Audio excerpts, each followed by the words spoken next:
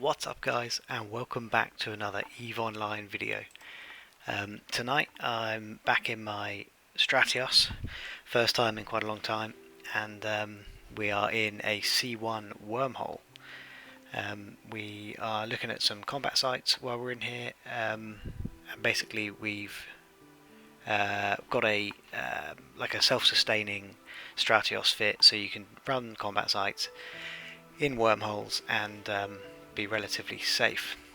Tonight we're going to be looking at the perimeter ambush point in the C1. It's not too difficult for the Stratios, well, when fit like this. You can see me demonstrating here. I will be descanning, but I've got it on a hotkey. So important thing in Wormhole is you're descanning all the time, but you won't actually see me click on the button because I've got it on a keyboard hotkey. I'm just going to quickly go through the fit.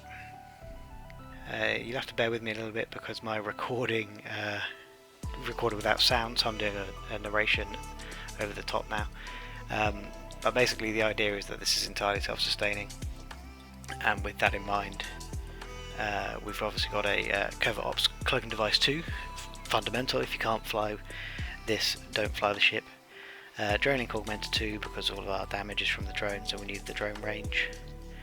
The small remote armor rep 2, this is for part of the self-sustaining thing. This will allow us to repair our drones if they take any damage. You fly to a safe spot, get your drones out, repair them up, pull them back in, and you're good to go again. That's the idea there. And we've got a salvager, just obviously for a little bit of salvage, and our probe launcher and scanner probes. I like to use sisters for the added scan bonus, but if you can't afford that, like the probe launcher's 30 odd million, you can get something else. 2 cap recharger 2s to keep us cap stable. It says we're not stable, but that's because of the remote armor rep 2. Without that running, we're cap stable. Omnidirectional tracking link with tracking speed script to help us hit the smaller targets with our drones, because we're using geckos, which I'll cover in a second. And then the rest of the mid slots are 10 Meganewton Afterburner 2 and Target Painter 2. The Target Painter is to increase our ship's damage or threat rating. I can't remember, I don't really know much about the algorithm, but basically if I've got a Target Painter 2 on, my drones don't pick up aggro. If I haven't got the Target Painter and I've got something like a warp scram, my drones will get aggro from the rats. So that's why it's there. It's literally just to stop my rats getting aggroed all the time, drones getting aggroed all the time. Hopefully I move on in a second, down to the low slots. There we are, that's my blur, that's a medium armor rep 2. That's a drone damage amplifier 2, obviously for our drone damage. We've got power diagnostic systems 2 and 2 energized armor plates. So just multi-tank. Gives us a reasonable spread across the board.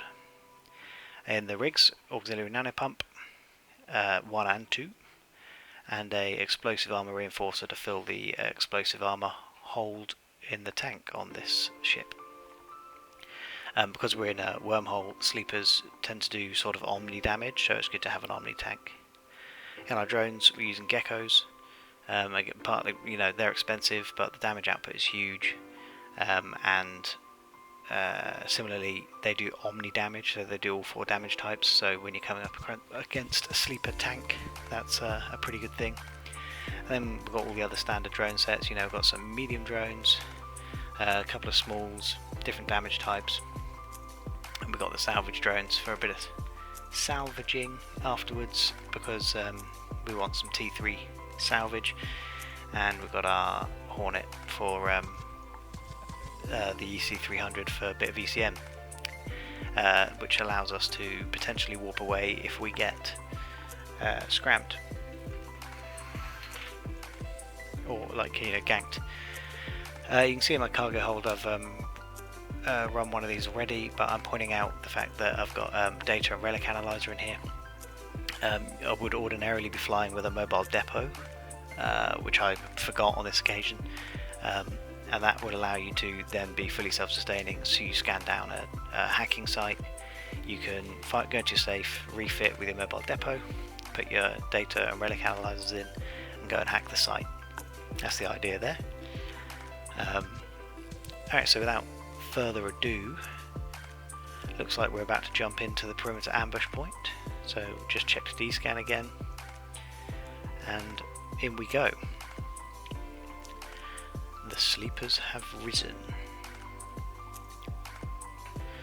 As I say, this is a C1 wormhole, so it's as easy as it gets in wormhole space, but we're only in a cruiser. So being able to run these solo is quite good and relatively lucrative. So the first wave is always the same. We've got the two sentry towers, a frigate and a cruiser. The cruiser is the trigger in this site, in this wave of this site. So I'll decloak, drop my MTU, and just start orbiting it, orbiting the sentry towers at 20k just to get some traversal going. The sentries do a lot of damage, which is worth knowing, and I take them out first as a result, because you know when they do throw a volley in, it's really high damage. When it's just two of them and we get a bit of traversal going, we can tank that fine in this ship. But the other combat site in here, the phase catalyst node, there's 4 in the first spawn, and that is a big problem to deal with. They also take a little while to go down, so even though the geckos have such huge damage, they still take a while to get some kills.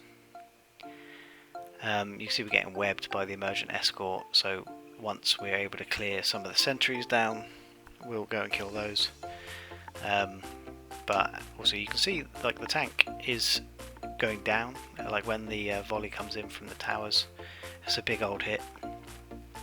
But we're holding fine at the moment, and as soon as we take the first one out, the rest of the site isn't a problem. So we'll hopefully get that done now. Last hit. The geckos both miss, that's what you want, just to make things a little bit more complicated. That's even so, that is with obviously a static target with a tracking script running, and they still manage to both miss. But that's pretty unusual. So I'm actually going for the emergent escort now to break the web, and then we'll go back to the sentry tower. Like I said, the cruiser is the trigger, so that we're safe to clear the web out, and then go and do the rest of the site without too much hassle for this wave, and wait for the second spawn. While this is happening, I'll just mention why we run wormhole combat sites, because there's no normal loot. Basically all the loot is this, you can see in my cargo hold the blue, what's known as blue loot, the neural networks and the sleeper data libraries. They all looks like that, and you can obviously take it to, it doesn't do anything, you can take it to market, or you can go and sell it at the correct NPC stations. It's always a fixed amount of money, so you know what you're getting out of the site, right? So this site, I think we get 8.6 million in blue loot every time. That's just what it is. So you know, if you're running it in 10 minutes or 15 minutes, I think this site might take me 12-15 minutes. 8.4 million. That's quite nice, and you know, fairly understand. You know, it's happening. Other sites have different amounts of loot, of course. This is 8.6 is specific to the perimeter ambush point.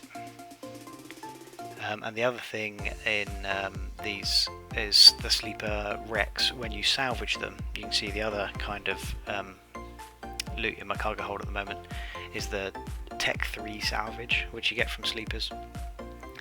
That's all needed to do any sort of Tech 3 manufacturing. So if you want to build a Loki or a Tengu or a Sveeple, you know, the T3 destroyers as well, like that all needs this kind of salvage. Alright, so we cleared that wave, and in this one we've got 3 frigates, 2 cruisers. Again, one of the cruisers, or both, the last cruiser to go down is the trigger, I think. So we'll take out the frigates first, because I think they'll probably scram again. Patrollers, maybe they don't scram, I can't remember. But always good to take them out first. And then we go for the cruisers, because they're the triggers.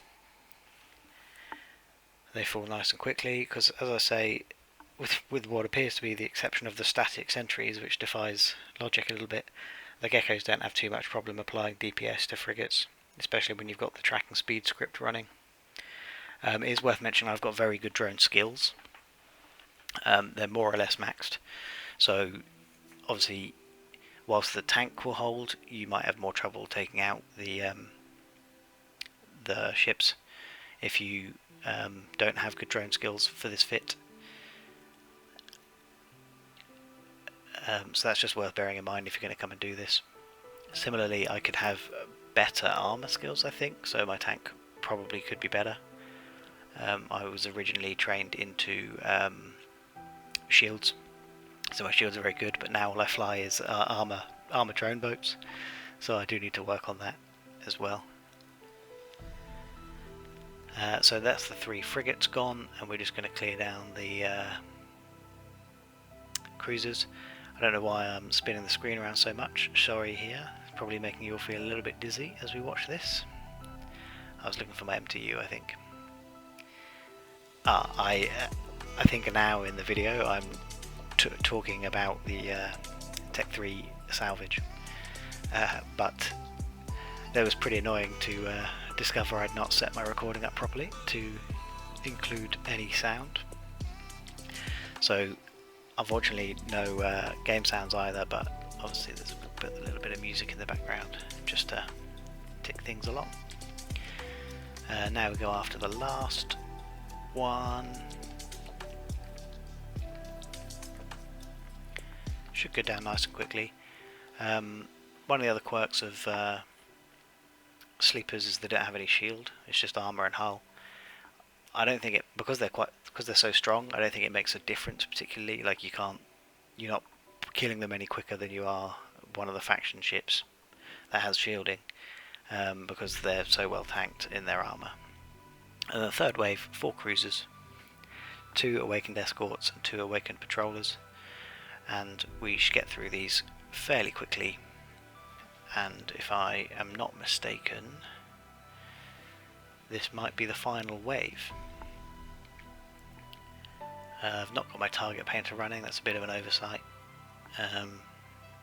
Also, as I mentioned, it's because it's cap stable, you can just have the armor rep running the whole time and your prop mod running the whole time, which obviously makes the whole thing a lot easier to pilot. You're not having to manage capacitor as you go. Always remembering to keep looking at D-scan. Obviously we are in a wormhole, we are not cloaked, so we are exposed to ganks if anyone comes in. And Stratios is always a pretty nice kill mail for people to get, especially when you've got the 2 geckos. If they can scoop them up, because if they kill me while my geckos are out in space, they can just scoop them up and they've got 200 million in the bank. That's nice for everyone, except me, of course. So 1 down, 3 more to go. Just repping up, just orbiting. Oh, what I will mention, I think I mentioned when I first recorded it as well, is when I enter the site I drop my MTU on the warp in. So before I move I drop the MTU, and that's because of, it just makes a slight difference to ganking. So if someone is cloaked, and I've decided to, in the video I'm talking about the tank, demonstrating that they have no holes in their armor, so omni damage is the best way to do it. But anyway, I'll go back to the MTU dropping. That's because of if a ganker wants to warp into the site and they're not very sensible, they warp in at 0. If they're cloaked, they'll hit the MTU and decloak, and that gives you that little bit longer, a little bit of opportunity, because at the moment I'm 40k from the MTU. If I see someone decloak there, I can pull my drones and run, or try and kill them depending on what they're in.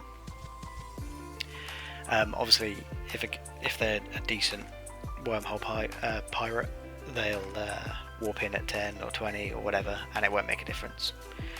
But I can't, I can't account for that. So the one thing I can do is drop my MTU at 0. So if anyone makes the mistake of warping to 0, then we're fine. Appear to just be talking about the drone bonuses. Like, it's worth training your skills up for the cruisers in this ship. It's armor bonus if you train up your Amar cruiser skill, and it's the bonus to your drone damage and hit points if you train the Galente cruiser skill. I think I'm at 5 in Amar and 4 at Galente, something like that, maybe 4 and 4. So there's still room, and that's the site finished. The whole purpose, as I mentioned, the whole purpose of running these sites is to collect the loot and salvage. So, like, don't bother coming and doing them if you're not gonna pick up the loot and I mean, salvage is up to you because it's not that lucrative unless you're gonna do the building yourself. But there's no point like not having an MTU or not picking up the loot. You'd have just wasted 12 minutes of your life because there's no bounty on any of the ships. So I just set all my drones salvaging nice and fast, and we're going through. There you go. They'll get through the the nice thing here is obviously you get a good amount of salvage and there's not that many wrecks. So it's not like when you run a level 4 mission you have to spend the next half an hour salvaging the site. Here the salvage takes just a couple of minutes, and you don't want to be exposed for very long. And we're just picking up that salvage now. You see me going through the different tabs so that I can run my D-scan still. And as we pick that up, you can see it here. So I'm just going to let this run through and keep talking so that you guys can see just how quick it is. But as I mentioned, the blue loot in the MTU, which we'll see in a minute, is 8.6 million. And we're getting the salvage for Tech 3 construction. So if you enjoyed the video, guys, please hit the like button. If you want to see more like this, I want to do a couple more combat sites, so I'll try and give the phase catalyst node a better go, which I'm a bit nervous about because of the 4 tower sentries. If you want to see more of this, subscribe to the channel. I'll try and do better with my recording. I have my sound turned on in some others. I've got a couple other videos coming out soon. I'll do there'll be a Poco Wormhole fleet customs office bash coming up in the next few days to a week maybe.